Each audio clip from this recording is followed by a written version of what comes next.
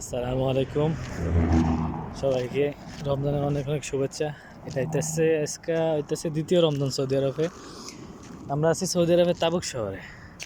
এটা হইতেছে highway city, highway road.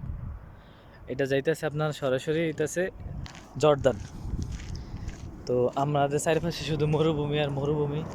আজকে আপনাদের সাথে একটা জিনিস শেয়ার করতে চাইতেছি যে সৌদি আরবে আমরা জানি যে পানি নাই, পানির কারণে সব শুকনা, মানে সব শুকিয়ে কাঠ, মানুষ পানির অভাবে মারা যায়।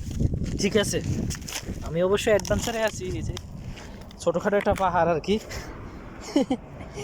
ওইটা বা উপরে উঠতেছি, এই কারণে একটু এই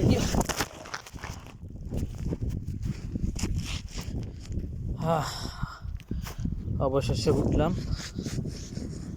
ওঠার পরে এই হইতেছে ছোটোখাটো পাহাড়। যাই হোক, আপনাদেরকে যেটা শেয়ার করার জন্য সৌদি আরবে কীভাবে এত সবুজ। আমরা মাঝে মাঝে যখন গুগলে দেখি তখন দেখি বা জায়গায় জায়গায় গোল একটা সবুজের মতো এই থাকে আর কি। ওটা কি, ওই সবুজ গোলটা কি? এটা হইতেছে এইটা, এই যে এটা হইতেছে আপনার ঘাসের মাজরা। এইখানে ঘাস, এই যে বড় পাইপের মাধ্যমে এই পুরা জমিতে পানি দেওয়া হয়। পানি দেওয়ার মাধ্যমে এই পুরা জমি যে আপনারা যা দেখতেছেন, এই পুরা জমি হইতেছে কি এই ঘাসের মাজরা করা হয়। আর ওই যে একটা দেখা যাইতেছে, ওইটা হইতেছে নলকূপ, ওইখান থেকেই পানি উঠে। আর সম্পূর্ণ এই বিদ্যুৎ খরচ, পানি খরচ, এই সব খরচ দিয়ে তারা ঘাসের চাষ করে।